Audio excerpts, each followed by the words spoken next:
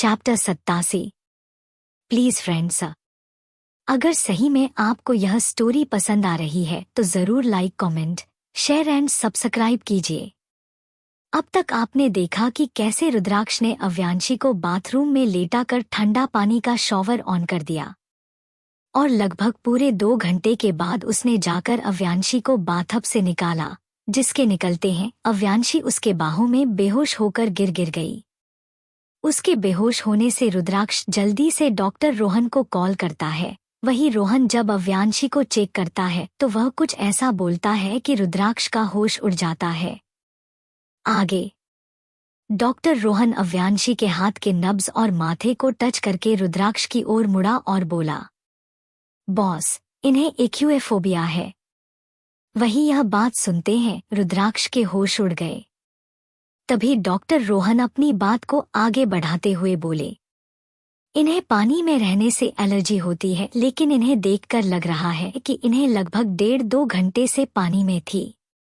वही रुद्राक्ष तो एक्यूएफोबिया शब्द सुनते ही शॉक हो चुका था, लेकिन जब रोहन के मुंह से यह बात सुनता है कि 2 घंटे से लगभग यह पानी के अंदर है, तो उसने तुरंत रोहन के कॉलर को पकड़ते हुए बोला, ठीक करो इसे। वही रोहन तो बस हैरानी से रुद्राक्ष के एक्शन को देख रहा था, क्योंकि रुद्राक्ष कभी भी इतना पैनिक बिहेव नहीं करता था जितना आज वह इस लड़की के लिए कर रहा था। लेकिन फिर वह डरते हुए जल्दी से अपने साथ लाए बैग में से एक इंजेक्शन निकाला और तुरंत अव्यांशी के हाथों में लगा देता है। फिर वह रुद्राक्ष से बोलता है, इतनी देर से पानी में रहने के वजह से इनका पूरा शरीर ठंडा पड़ चुका है, अब इनके बॉडी को गर्मी जरूरत है। तो आप समझ रहे हैं ना बॉस कि मैं क्या करना चाहता हूँ। रुद्राक्ष के दिमाग में बस यही बात सुनाई दे रहा था कि उसे कैसे भी करके अव्यांशी के शरीर को गर्मी देना है, इसलिए वह तुरंत ही रोहन की ओर मुड़ा और बोला, गेट आउट। उसके ऐसा कहते हैं रोहन वहां से 9-2-11 हो गया।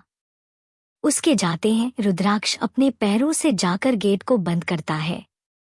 फिर तुरंत रिमोट उठाकर एसी हीटर ऑन कर देता है और फिर तुरंत बेड से चादर उठाकर अव्यांशी के ऊपर डाल देता है। फिर अव्यांशी के पास ही बैठकर वह एक टक अव्यांशी के चेहरे को निहारने लगा। लगभग आधे घंटे बाद भी रुद्राक्ष अव्यांशी के पास ही बैठा हुआ था, लेकिन अव्यांशी के बॉडी में कोई मूवमेंट नहीं हो रहा था, इसलिए वह फ्रस्ट्रेशन में वहां से उठा और तुरंत जाकर अपने दोनों हाथों से दीवार पर मारने लगा। लेकिन उसकी नजरें पूरी तरह बेड पर लेटी अव्यांशी पर पड़ा हुआ था। वही उसके हाथों को दीवार पर मारने से उसके दोनों हथेलियां से फिर से खून निकलने लगा, क्योंकि अभी वह थोड़ी देर पहले भी अपने हाथों को दीवार पर मारा था। और थोड़ी देर बाद वह अव्यांशी के पास आकर अपने हाथों को गर्दन के पीछे ले जाकर उसको सहलाते हुए सनक भरी आवाज में बोला, बेबी डॉल गेट अप। लेकिन अव्यांशी ने फिर भी कुछ रिएक्ट नहीं किया। तो इस बार रुद्राक्ष अपने घुटनों के बाल बेड पर बैठ अव्यांशी के दोनों गालों को एक हाथ से पकड़ उसको हिलाते हुए बोला, गेट अप। फिर भी अव्यांशी ने अपनी आंखें नहीं खोली। तभी रुद्राक्ष के बाद दिमाग में यह बात आया कि कैसे रोहन ने उसे बोला था कि अव्यांशी के बॉडी में को अभी गर्मी की जरूरत है। यह बात सोचती है वह हीटर की ओर देखता है, जिसमें उसने पूरा हीटर को तेज कर रखा था, और फिर अव्यांशी को देखता है, जिसके बॉडी को अभी भी देखकर पता लगाया जा सकता था कि उसे कितना ठंड लग रहा है।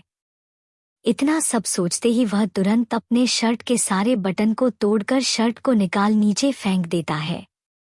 फिर वह तुरंत ही अव्यांशी के ऊपर से चादर हटा देता है, जिससे अव्यांशी का खूबसूरत और लंबा पैर उसे दिखाई देता है, क्योंकि अव्यांशी ने सिर्फ अभी रुद्राक्ष का शर्ट पहना था जो कि उसके थाई तक ही आ रहा था।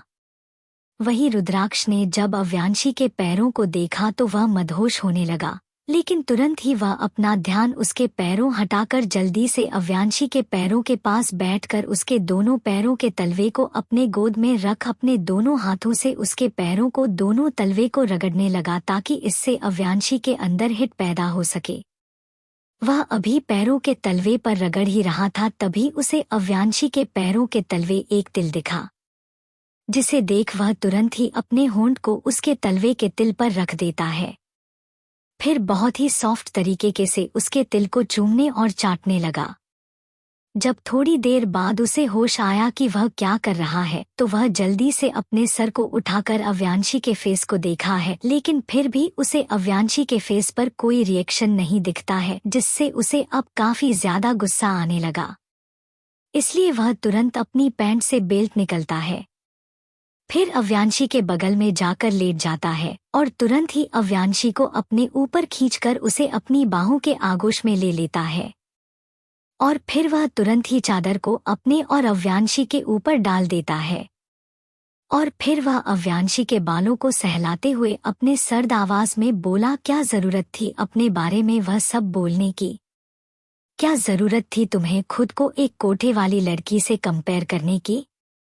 अगर तुम वह सब कुछ नहीं बोलती तो मुझे गुस्सा नहीं आता और मैं तुम्हें बाथरूम में शॉवर के नीचे नहीं डालता, बाथटब में लेटा कर।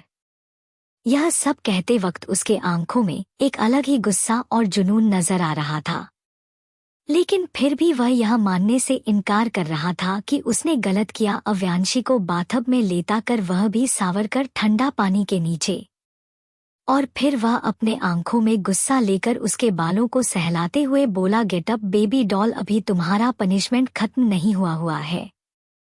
लेकिन अव्यांशी को तो रुद्राक्ष की बातें जैसे सुना ही नहीं दे रही थी, वह बस ऐसे ही बेसुध से उसके चौड़े सीने पर लेटी हुई थी।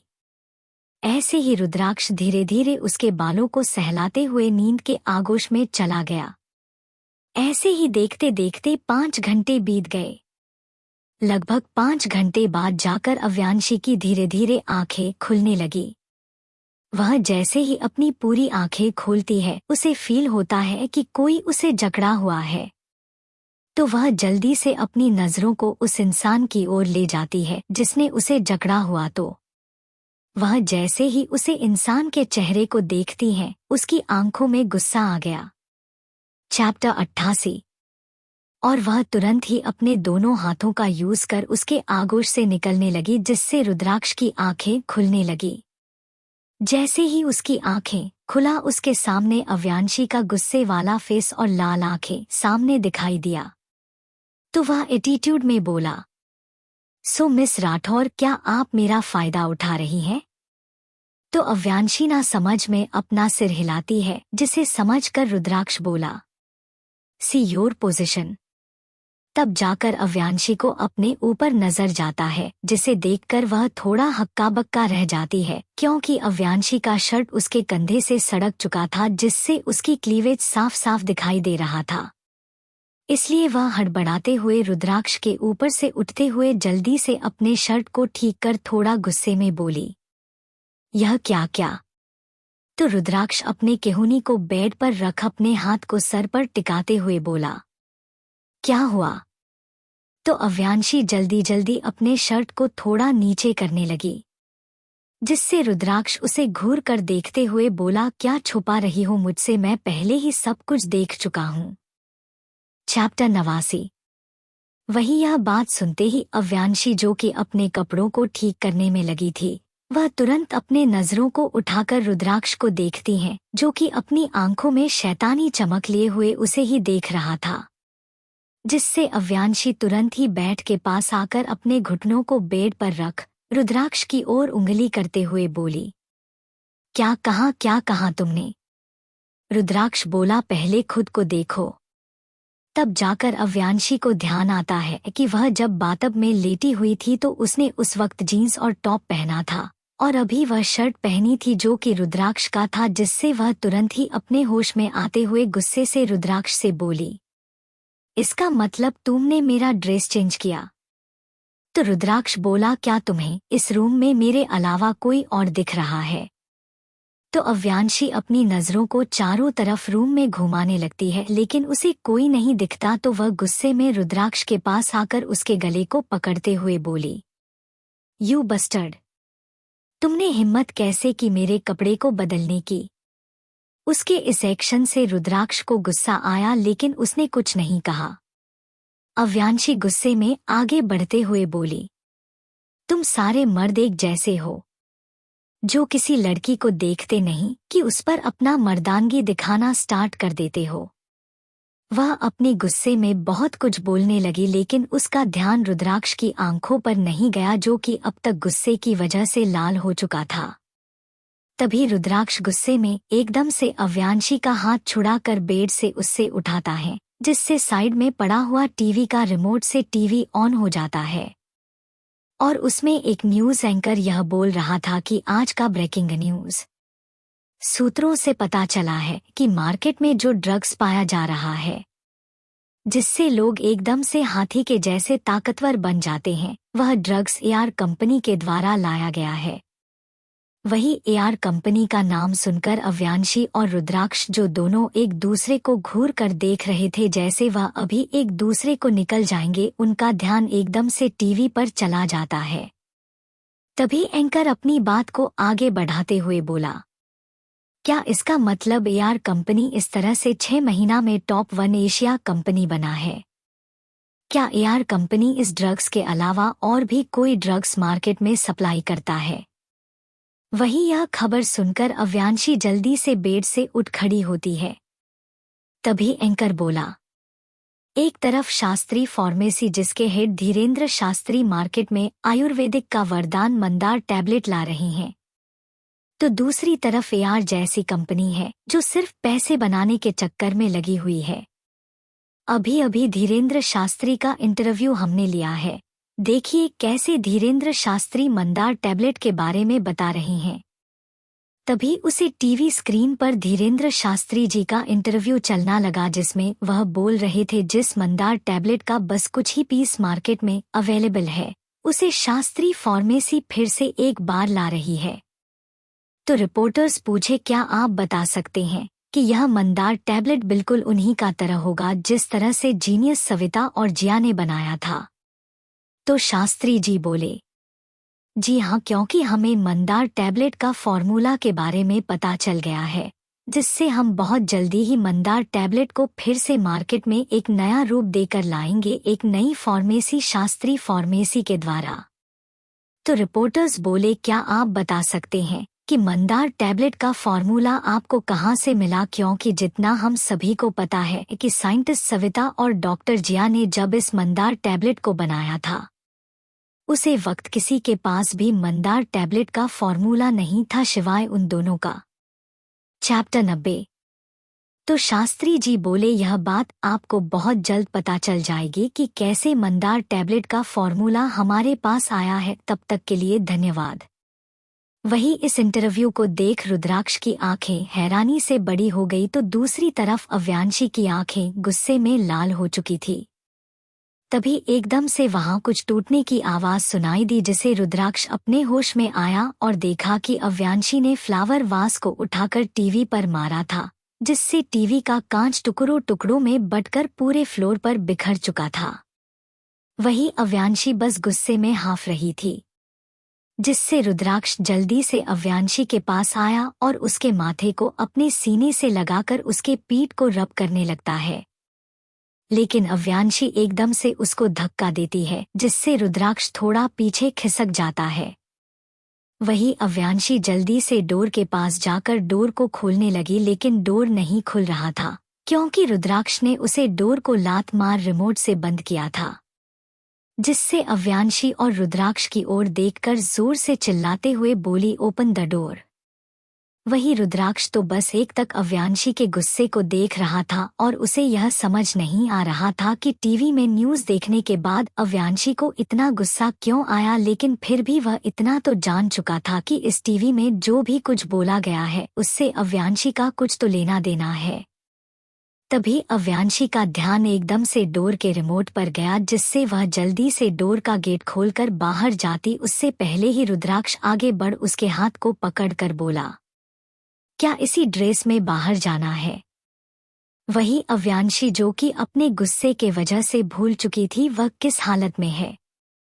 वही रुद्राक्ष जो कि काफी वक्त पहले ही अव्यांशी का ड्रेस को मांगा चुका था, इसीलिए वह जल्दी से जाकर सोफे से एक पॉकेट उठाकर अव्यांशी के हाथों में देते हुए बोला, चेंज। वही अव्यांशी जल्दी से उस पॉकेट को लेकर वॉशरूम में घुस गई। वही रुद्राक्ष अक्षत के पास कॉल लगाया और बोला, पता करो कि अव्यांशी राठौर का शास्त्री फार्मेसी और एआर कंपनी से क्या लेना देना है।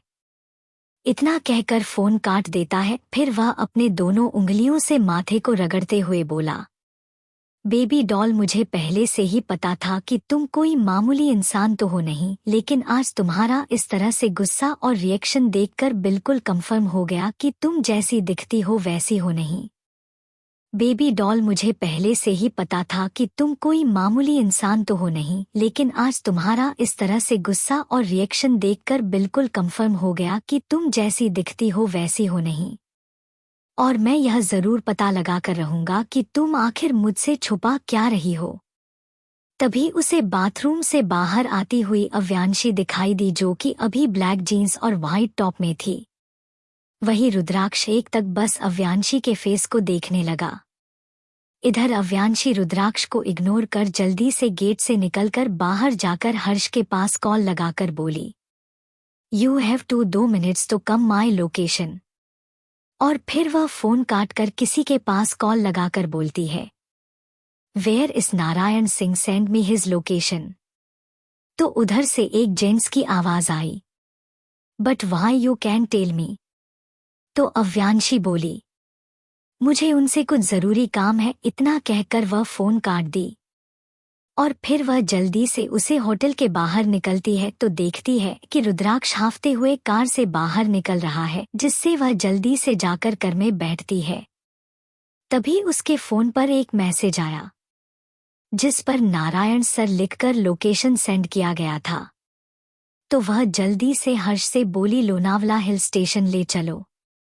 तो हर्ष जल्दी से अपनी कार स्टार्ट कर देता है, लेकिन वह अपनी मन में बोला, आज बॉस को लगता है हिल स्टेशन घूमने का मन कर रहा है, चलो यही बहाने वह थोड़ी रिलैक्स हो जाएगी काम से। तभी अव्यांशी बोली, ड्राइविंग पर दिमाग लगाओ, ना कि अपने दिमाग में खिचड़ी पकाने पर। तो हर्ष जल्दी से चुप हो गया और मन में बोला, यह बॉस तो मन की भी बात जान जाती है, अब मैं कुछ नहीं बोलूंगा। लगभग 1 घंटे बाद वह दोनों लोनावाला के हिल स्टेशन पर थे। चारों तरफ हरियाली छाई होती हुई थी। शाम का मौसम था, सूरज पश्चिम की ओर डूबता हुआ नजर आ रहा था। तभी हर्ष बोला, बॉस और कितना चलना है, आप मुझे काम बता दीजिए, मैं वह काम कर दूंगा। वही अव्यांशी बिना कुछ बोले बस चली ही जा रही थी। थोड़ी देर बाद उन्हें एक बुढ़ा आदमी दिखाई दिए, जो कि शायद शाम का व्यायाम कर रहे थे और अभी इस वक्त पश्चिम की ओर मुंह कर एक पैर को दूसरे पैर पर चढ़ाकर सूर्य को नमस्कार कर रहे थे। वही उनको देखकर अव्यांशी हर्ष से बोली, तुम चाहो तो 15-20 मिनट लोनावाला घूम सकते हो। तो हर्ष जल्दी से बोला, जी बॉस। इतना कहकर वहां से जाने लगा। तभी अव्यांशी अपनी कर्कश आवाज में बोली, क्या तुमने आज न्यूज़ देखी? तो हर्ष बोला, नहीं बॉस, आज तो मैं पूरा दिन बस मीटिंग ही कर रहा था। तो अव्यांशी बोली, ठीक है जाओ। तो हर्ष वहां से चला गया, लेकिन उसके दिमाग में कुछ तो चल रहा था। उसके चले जाने के बाद अव्यांशी उस बूढ़े आदमी की ओर बढ़ी। तभी वह बूढ़ा आदमी अपने व्यायाम को रोकते हुए बोले, आखिर क्यों याद किया तुमने मुझे? तो अव्यांशी बोली, आखिर मंदार टैबलेट का फॉर्मूला धीरेंद्र शास्त्री के पास कैसे पहुंचा नारायण सर? तो नारायण सर बोले, यह बात तो मुझे तुमसे पूछना चाहिए, क्योंकि आज से 6 महीने पहले ही मैंने वह फॉर्मूला सिर्फ और सिर्फ तुम्हें दिया था। तो अव्यांशी बोली, लेकिन मैंने वह फॉर्मूला किसी को भी नहीं दिया। वह फॉर्मूला आज भी मेरे पास है। और उस फॉर्मूला में जो 2 हैंडराइटिंग थी वह किसकी थी नारायण सर? तो नारायण सर बोले, वह मुझे नहीं पता। और फिर वह अपनी नजरों को दूसरी ओर कर लेती हैं। तो अव्यांशी बोली, मुझे पता था आप कुछ नहीं बताएंगे, लेकिन मैं यह बात जरूर जान जाऊंगी कि उस मंदार टैबलेट के फॉर्मूले में 2 हैंडराइटिंग किसकी थी, और उसे फॉर्मूला को आपने मुझे क्यों दिया। खैर, मैं यहाँ इसलिए नहीं आई हूँ, मैं बस यह आपसे जानना चाहती हूँ कि क्या आप उसे फॉर्मूले को मेरे अलावा किसी और को भी दिए हैं? तो नारायण सर बोले, नहीं, वह फॉर्मूला जिसकी अमानत थी मैंने उसे सौंप दिया। अब मैं आजाद हूं। तो अव्यांशी बोली, आखिर यह फॉर्मूला मेरी अमानत कैसे हुई? क्या आप मुझे कुछ नहीं बताएंगे सर? तो नारायण सर बोले, मैं बस तुम्हें एक हिंट दे सकता हूं। Bye friends, please like share and comment कर दीजिएगा ताकि मैं जल्दी से जल्दी नया चैप्टर ला सकूं।